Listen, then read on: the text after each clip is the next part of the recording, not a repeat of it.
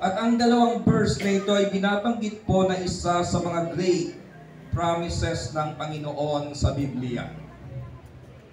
Ang dalawang verse na aking binasa ay isa sa mga pinaka-mainam o great promises ng Panginoon sa Biblia. Sabi po dito, Israel, ito ang sinasabi sa iyo ni Yahweh, huwag kang matatakot, ililigtas kita. Tinawag kita sa iyong pangalan, ikaw ay akin. Pag ikaw ay daraan sa karagatan, sasamahan kita. Hindi ka madadaig ng mga suliranin, dumaan ka man sa apoy, di ka maano, hindi ka maibubuwal ng mabibigat na pagsubok. Mula po sa dalawang verse na ito na aking binasa, mga kapatid, ito po yung topic na nais kong i-offer sa inyong puso. Ang simpleng title ay ang salitang You Are Not Alone. O sa ating sariling wika, hindi ka mag-iisa. Bakit? Mayroon pong nangako sa atin na sabi ng kanyang pangako, hindi tayo iiwan, hindi tayo pababayaan. Kapag umasa po tayo sa pangako ng tao, may mga taong gusto man tuparin ang salitang kanyang binitawan, pero meron po siyang limitasyon. Kahit yung ating mga mahal sa buhay na nagsabi sa iyong paliligayahin ka, hindi po kayang ibigay ng taong ito lahat ng ligayang kailangan ng iyong puso. Maging yung taong pinakamalapit sa atin, na nangangakong aayusin ang ating buhay, mayroon pong desire ang kanyang puso, subalit lagi pong kinukulang at kinakapos. Pero wag po kayo mag-alala, mga kapatid, mula sa verse na aking binasa, binabanggit po ni Isaiah na mayroong Diyos na lagi tayong sasamahan. At ang pinakamaina, mga kapatid, hindi lang sa panahon ng kakinahawahan, kahit sa apoy, sa karagatan, sa mabibigat na suliranin, mabibigat na pagsubok, sabi ng Biblia, hindi tayo maano dahil may Diyos na kasama ka at ang Diyos na yan kakampi ng iyong buhay. Kung titignan po natin ang pinakatema, kasi po ang aking binasa ay mula sa aklat ni Isaiah, ito po ay tumutukoy sa tinatawag na the Messiah and Redemption. Yung tagapagligtas at tagasagip ng ating buhay. At dito po sa verse na ito, binabanggit din yung word na hope and restoration. Anong ibig sabihin? Biniguan tayo ng kapalaran sa mundong ito.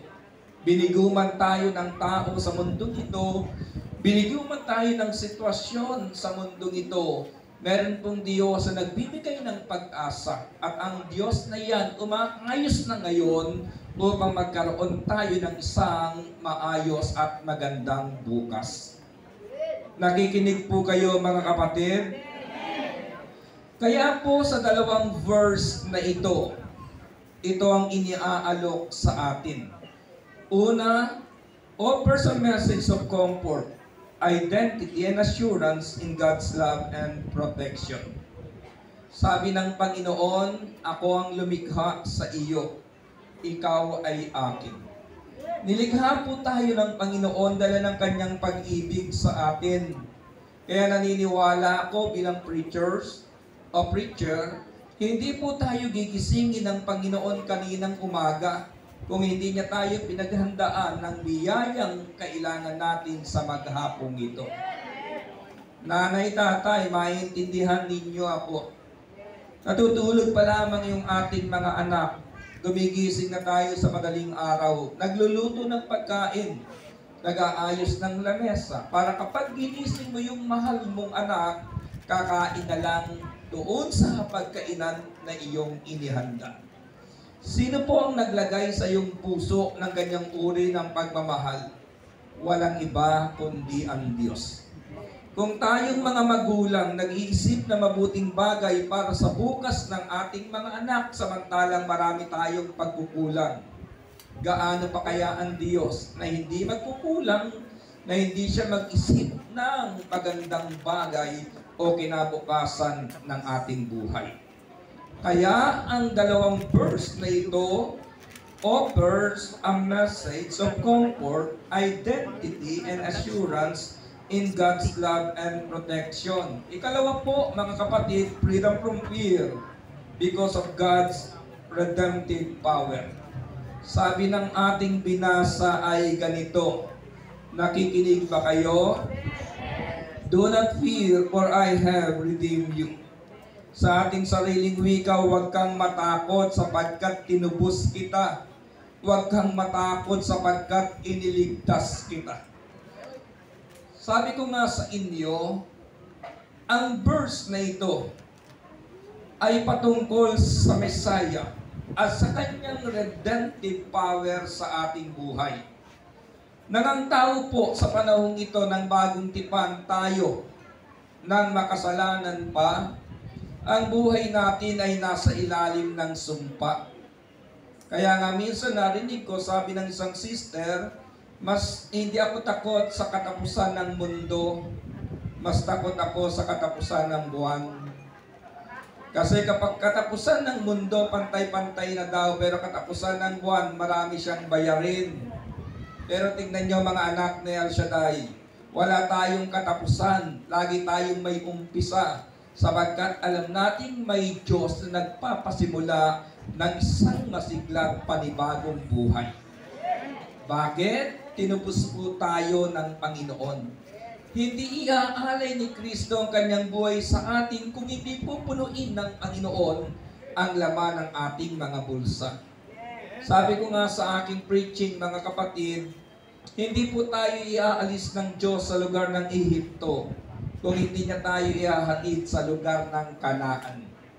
O ang ibig kong sabihin, hindi tayo hanguin ng Diyos sa pagiging alipin sa kasalanan kung hindi niya tayo ihahatid sa isang lupang pangako, sa isang buhay na maginhawa at matagumpay.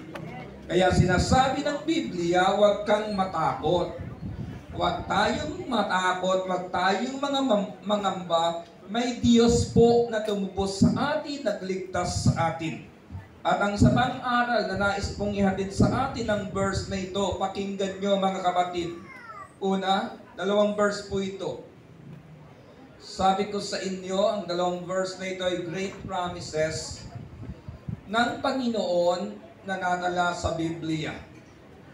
At ang 2 verse na ito offers a message of comfort, identity, and assurance in God's love and protection. Freedom from fear because of God's redemptive power. And then, teach God's presence, protection, and power are available to believers in times of trouble. Ulitin ko po, nagtuturo sa atin na ang presensya ng Panginoon, protection ng Panginoon, kapangyarihan ng Panginoon are available to believers in times of trouble.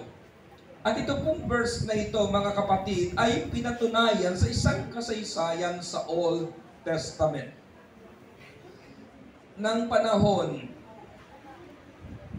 na ilan po sa mga kabataan ng Israel ay nasa lugar ng Babylonia, may hari po doon ang pangalan ay Nabucodonosor. At ang haring ito ay nagpagawa ng rebulto at sinabi sa mga taong naroon na kapag narinig nyo ang tunog ng mga instrumento, kailangan sumamba kayo sa rebultong aking pinagawa. Dahil kung hindi nyo ako susundin, ilalagay ko kayo sa mainit na pugon, masusunog kayo hanggang sa mamatay. So tumunog po yung instrumento. Subalit meron pong 3 kabataan na galing po sa lugar ng Jerusalem na nabihag sa lugar na ito si Shadrach, si Meshach at Abednego. At ang 3 kabataang ito, ang kinikilalang Diyos, walang iba kundi si Yahweh, si El Shaddai. Na bagamat naroon po sila sa lugar ng Babylonia at nag-aalok ng Diyos-Diyosan ng mga taong naroon, nakapokus ang kanilang isipan sa Diyos ng Israel, sa Diyos na alam nilang tagapagligtas. Kaya nang tumunog po yung trompeta, hindi sumamba yung 3 kabataan sa rebultong ipinagawa ng haring Nabucodonosor. At ano ang parusa, mga kapatid? ang parusa, ilalagay sila sa pugo na pinainit ng 7 beses upang sila ay mamatay. Basahin po natin ang istorya. Sabi po dito, dahil sa pagsunod sa utos ng hari at sa tindi ng init ng pugon, yung mga inutusang magdadala kina Shadrach, Meshach at Abednego ay nangamatay. Samantala, yaong tatlo ay tuloy-tuloy na bumagsak sa naglalagablab na apoy. Walang ano-ano'y napalundag si Haring Nabucodonosor, pamanghang itinanong niya sa kanyang mga tagapayo, hindi ba 3 lamang ang inihagi sa apoy? Opo, kamahalan, sagot nila.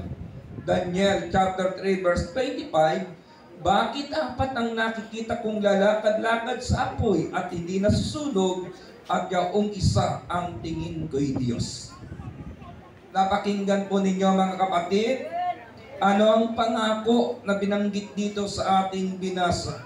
Sabi dito, pag ikaw ay daraan sa kadagatan, sasamahan kita.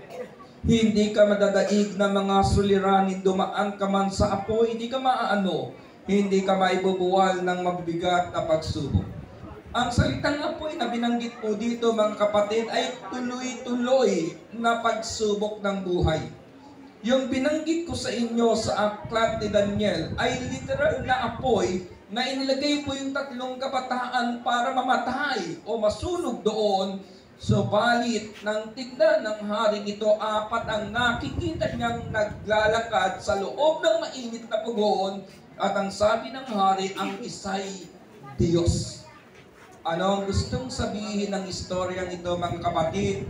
Dumaan ka man sa apoy, dumaan ka man sa pagsubok, hindi ka maano. May Diyos na nangako sa iyo, hindi ka mag-isa. Sasamahan kita, may Diyos na maghahatid sa atin sa maginhawa't matagumpay na buhay.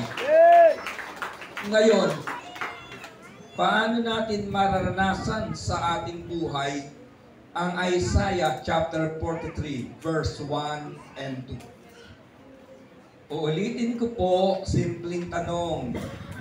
Paano natin mararanasan sa ating buhay ang 2 verse na binanggit ko sa inyo na great promises in the Bible? Paano ito mailalapat sa ating buhay ngayon? Una, mga kapatid, yung salitang trust in God's promises. Umasa po kayo sa pangako ng Diyos. Numbers chapter 23 verse 19, ang Diyos ay di sinungaling tulad ng tao. Ang isipan niya ay hindi nagbabago. Ang sinabi niya ay kanyang ginagawa. Ang kanyang pangako'y tinutupad niya. Ang tao nangako ngayon, pero pwedeng bawiin bukas. Pero kapag sinabi ng Diyos na pagpapalain ka kahit ayaw ng biyanan mo, wala siyang magagawa. Mananaig pa rin sa buhay mo ang salitang binitawan ng Panginoon. Isang pangako mga kapatid na nais kong ialok sa inyong puso. Isaiah chapter 46 verse 4, sabi dito, kung inyong Diyos, iingatan ko kayo hanggang sa pumuti ang inyong buhok at kayo'y tumanda. Kayo'y nilikha ko, kaya tungkulin kung kayo ay iligtas at laging kalinga. Pagbibigay pag-asa, sabi ng isang sister sa akin, Brad, wala akong asawa, wala akong anak, paano kaya sa aking pagtanda? Sabi ko sa kanya, magtiwala ka sa Diyos. Walang naglingkod sa Diyos na kanyang pinabayaan, at walang lingkod ng Diyos na hindi pinaghandaan ng Panginoon ng magandang bukas ng kanyang buhay. Amen? Diba? Dumarating po sa atin yung takot, lalo na kapag nagkakaedad ka na. Iisipin mo, kapag tumanda ako, sino mag-aalaga sa akin, sino sasama sa akin. Tinitiyak ko sa inyo mga kapatid, may ihahatid po ang Diyos na kasama kayo para patunayan ng Panginoon, sinasamahan tayo ng Diyos hanggang sa ating pagtanda. Amen? Kaya ang una, trust in God's promises. Maghanap po kayo ng pangako ng Diyos sa Biblia at ingatan ng inyong puso. Mag-ipon kayo ng pangako ng Diyos na kabisado ng inyong isipan, kabisado ng inyong puso. Yung Isaiah 43 verse 1 and 2, kabisaduhin ng inyong puso at isipan. Tinitiyak ko sa inyo, kapag pinanghawakan nyo mga kapatid, magaganap sa inyong buhay. Ikalawa ay ang salitang find comfort and strength in His presence. Sabi ng Psalms chapter 16 verse 11, ituturo mo ang landas na buhay ang hahantungan. Sa piling mo'y madarama ang lubos na kagalakan. Ang tulong mo'y nagdudulot ng ligayang walang hanggan. Una, God's promises, mga kapatid. Ikalawa, God's presence. Paano yan? Find comfort and strength in His presence. Sa presensya ng Diyos. As a preacher, lahat naman tayo nangangailangan. Ako po, as a preacher, habang nagpapalakit, nagpapaaral ng mga anak na bigay sa amin ng Diyos, siyempre nangangailangan din ako ng pinansyal. Pero alam po ba ninyo, mula noon hanggang ngayon, kapag dumaraan po ako sa pangangailangan ng pinansyal o pangangailangan ng buhay, wala po akong taong pinariringgan o pinagsasabihan. Iniingatan na yan ng puso ko. Kapag may problema po ako, iniingatan ng puso ko at sinasabi ko sa Panginoon ay ganito. Lalo na kapag pinansyal, ang Diyos ang kinakausap ko at sinasabi ko sa Kanya, Lord, surpresahin mo naman ako. Amen. Pagising sa umaga, mayroon po akong intindihin. Mayroon akong bayarin. Ito, mga kapatid, laki po ako sa hirap. Dahil iniwan kami ng aming tatay nung ako po ay elementary pa lamang. At dahil sa hirap ng buhay, hindi po ako nakatapos ng pag-aaral. Pero salamat sa Diyos, yung mga anak na ibinigay sa akin ng Panginoon, na ipagpatuloy ko po yung pangarap. 5 po sa aking mga anak ang tapos na sa pag-aaral at katuwang ko ngayon sa pinansyal na pangangailangan sa loob ng aming tahanan. Subalit sa kabutihan ng Diyos sa amin sa gawaing ito at sa kabutihan ng puso ng servant leader, binigyan po siya ng vision na magtayo ng College of Divine Wisdom.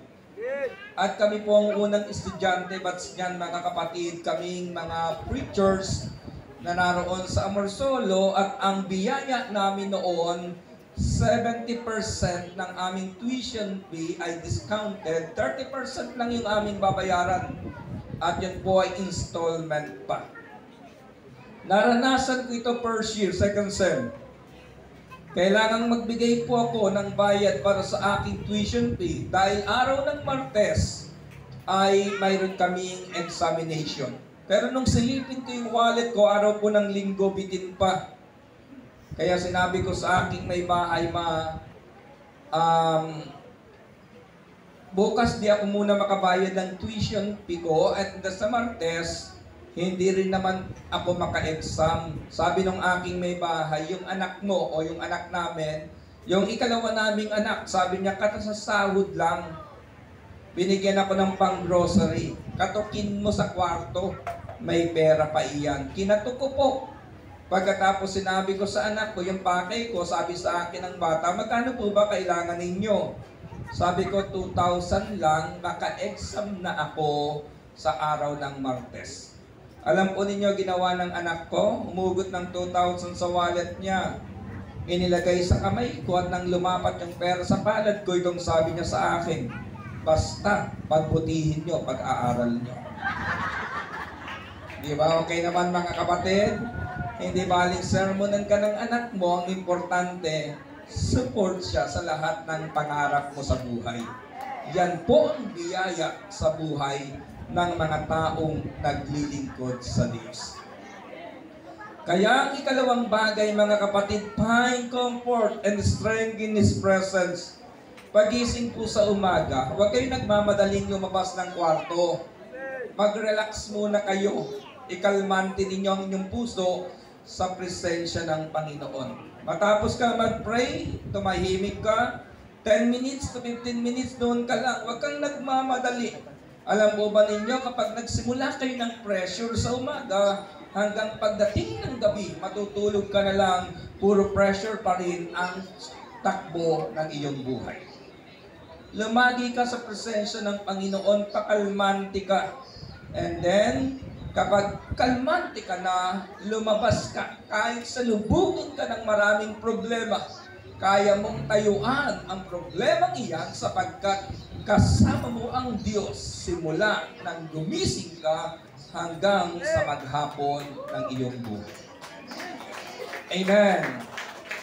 Find comfort and strength in His presence. Minsan mali po ang tao nang hinahanapan ng comfort ng buhay. Yung iba wala nang ang pera, nagsusugal pa. Kaya ano nangyayari mga kapatid na babaon? Yung iba nga mga kapatid, hirap ng kumita, nagbibisyo pa. Kaya nangyayari, nagkakasakit na, nababaon pa sa utang. Pero lahat tayo may problema maintindihin. Kaya ang inaalok sa atin ng Biblia, yung problema mo't intindihin mo, ilapit mo sa presensya ng Panginoon. Ang greatest invitation na natala po sa Biblia ay ang Matthew chapter 11 verse 20. Gracious invitation of the Lord. Anong sabi ng Panginoon? Lumapit kayo sa akin. Kayong lahat napapagalat, nabibigatan sa inyong pasanin, bibigyan ko kayo ng kapahingahan. Amen? Ramdam niya ng mga anak ni El Shaddai, kapahingahan. Kaya nga yung iba kahit sa prayer meeting nakakatulog. Bakit? Feel mo Hindi ba? Hindi ka takot sa katabi mo na itakbo yung gamit mo. Kasi alam mo yung katabi mong yan, mabait yan. Anak yan ni El Shaddai. Amen. Ikatlo mga kapatid, para maranasan po natin yung Isaiah 43 verse 1 and 2, trust in God's promises, find comfort and strength in His presence. Ang ikatlo po yung word na God's protection. Una, God's promises. Ikalawa, God's presence. At ang ikatlo, God's protection. Sabi ng Psalms chapter 23 verse 4, kahit na ang daang iyong tumatahak sa karimlang, hindi ka matatakot pagkat ika'y kaagapay. Ang tungkod mo at pamalo, ang gabay ko at sanggalang. Sabi natin sa Salmo 91, Kabanata 14 hanggang 16, ang sabi ng Diyos, aking ililigtas ang tapat sa akin, at iingatan kong sino mang taong ako'y kikilanlin. Pag sila'y tumawag, aking sasamahan, aking ililigtas. Sila'y bibigyan ko't gagantimpalaan ng mahabang buhay. Ang ikatlo po mga kapatid ay dwelling in God's protection. Dwelling in God's protection. Anong ibig sabihin yan? Manahan po tayo sa pag-iingat ng Diyos. At ang pag-iingat ng Diyos ay ang kanyang katwiran. Ang pag-iingat ng Diyos ay kanyang katwiran. Diba? Minsan may mga kapitbahay tayo nag-aaway. Pero nagtataka ka, ang haba na ng panahon mong walang umaaway sa iyo. Bakit? Kasi hindi ka nakikipag-away. Amen? Dahil kapag lumagi po tayo sa katwiran ng Diyos, lumagi tayo sa proteksyon ng Panginoon, mga kapatid, saan man tayo makarating, may Diyos na mag-iingat ng ating buhay. Amen? Yung salitang dwelling in God's protection, dumuon po tayo sa pag-iingat ng Diyos sa pamamagitan ng pagsasabuhay ng kanyang katwiran. Gusto mo ng tahimik na buhay? Manahimik ka. Yun lang yun, hindi ba? Kung magtatalo kayo mag-asawa, gusto nyong tumahimik, huwag ka nang sumagot. manahimik ka. Gusto mo ng tahimik na bukas? Maging tahimik ang buhay mo sa ngayon. At ang lahat ng iyan, mga kapatid, mararanasan po natin sa protection ng Panginoon. Ito, personal kong karanasan. Nung ako pong head ng Rizal, na-assign ako sa lugar ng Pinaghipagan Island. Sa lugar po iyan ng Binangonan.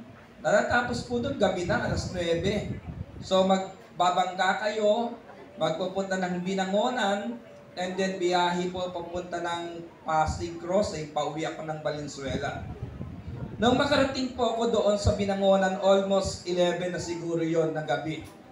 Medyo pagod ka na, at nakatulog po ako doon sa may tabi ng driver, pero opposite na likod niya. Kasi nung sumakay po ako ng jeep, papunta ng crossing, kaalis lang, kapupuno lang ng jeep. Kaya ang ginagawa po nila, halos pinupuno.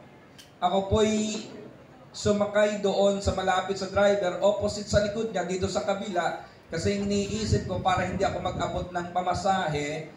Alam po ba ninyo, mga kapatid, nakatulog ako, naidlip ako. At saan ako nagising? Sa lugar po ng Cainta.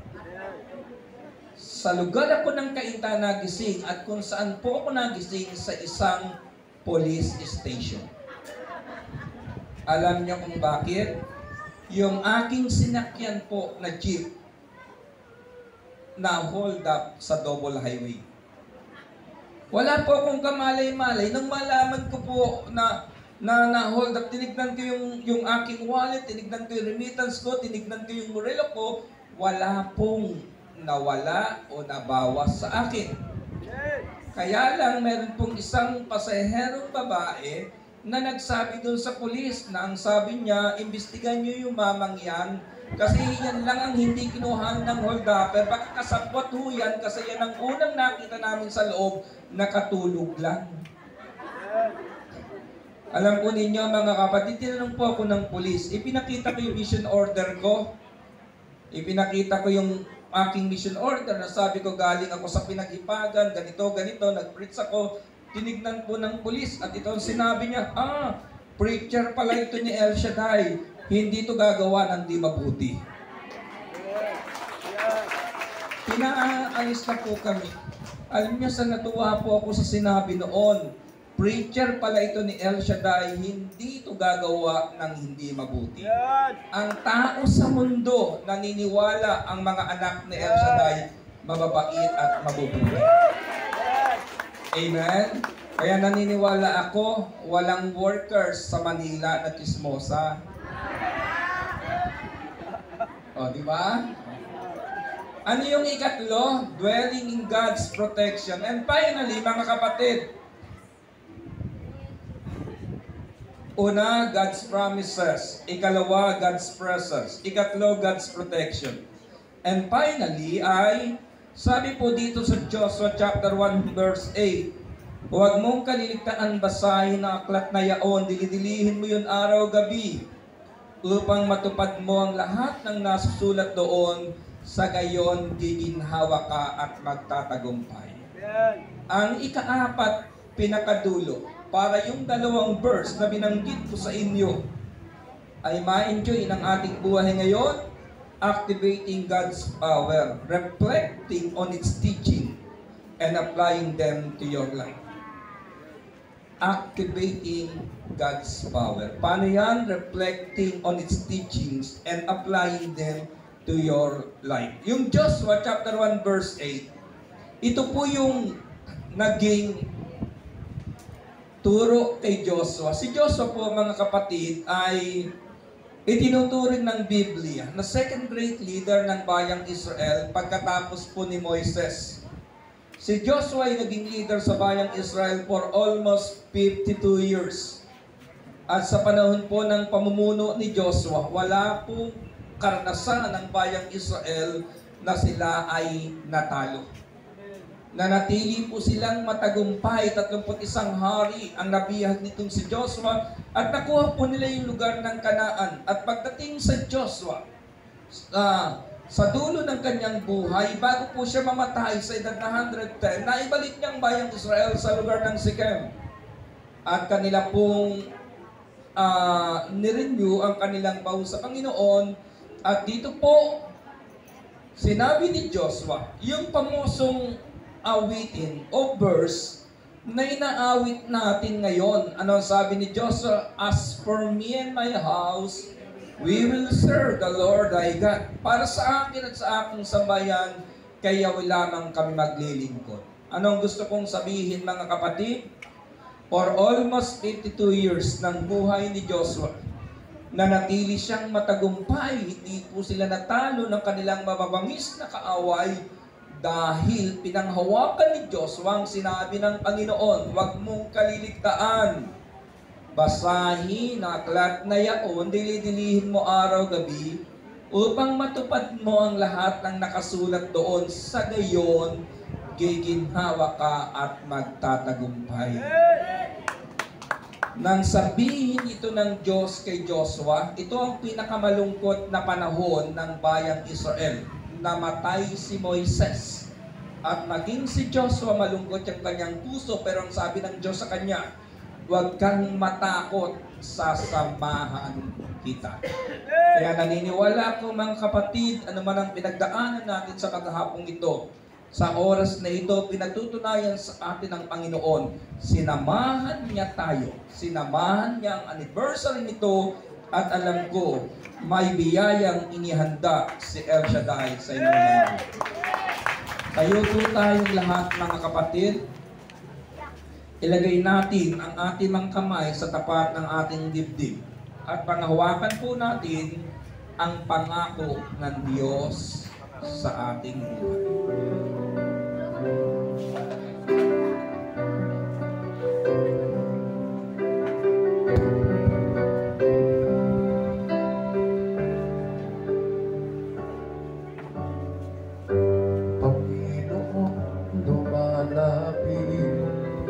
Sa'yo ang puso kong nag-iisa, kayo ang aking pag-asa.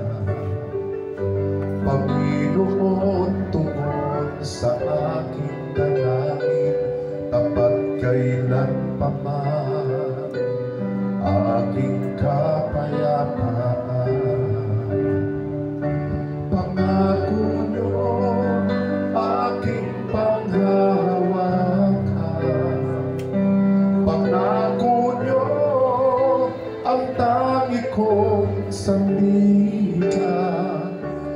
Pangako niyo'y tapat, magpakailanman ako ay di iwan o pababayaan man. Pangako niyo'y aking paghahawakan.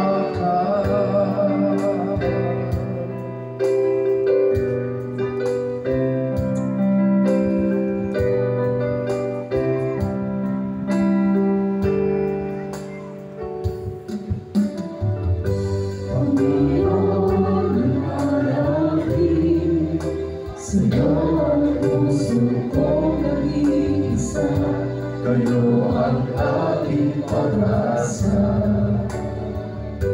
Panginoon, tugon sa aking dalangin, tapat kailanpaman, aking kapayapaan.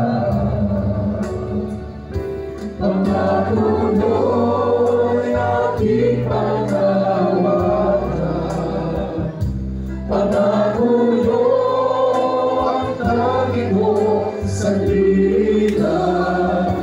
Pangako niyo'y tapat, magpakailanman ako ay di iwan o pababayaan man.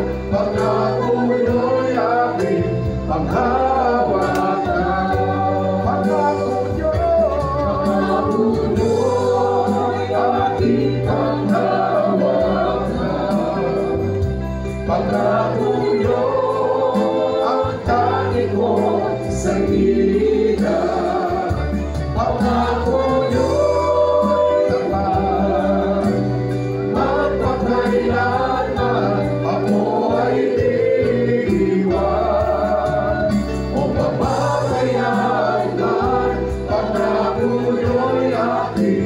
panghawakan. Pangako nyo'y ating panghawakan. Pangako nyo'y ating panghawakan. Ama naming nasa langit, sa oras na ito, aming inaangkin ang iyong biyayang inihanda para sa amin sa anniversary nito magaganap sa aming buhay. Bibilang po ako ng 3, sa ikatlong bilang, isigaw po ninyo ang biyaya na nais nyong maging regalo ng Panginoon, paalala sa inyo na sa anniversary nito sa lugar ng Baseco, ngayong ikasyam na taon ay may himalang ginawa sa atin na Amen. Handa na po kayo? Pagbilang ko ng 3, isigaw po ninyo na malakas and then magpasalamat tayo sa Panginoon sa pamamagitan ng awiting give thanks. 1, 2, 3. Pagpalain tayo ng Panginoon, give thanks with a grateful heart. God bless po mga kapatid sa pamunuan. Patuloy nating maranasan ang biyaya ng Panginoon na happy anniversary po sa lahat na magagawang narito. Pagpalain ng Diyos ang Manila Chapter.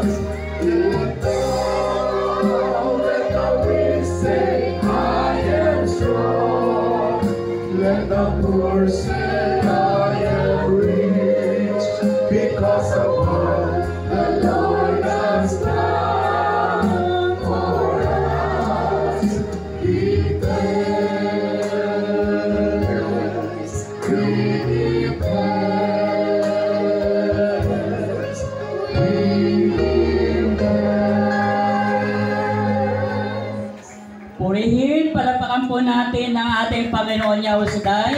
At muli po kapatid, pasalamatan po natin ang naghayag na mabuting balita. Amen. Ang ating Monitoring head ng Manila. FCC Manila, Brother Medin Cabello. At ganun din po, pasalamatan natin ang mga gospel choir na nagagandahan.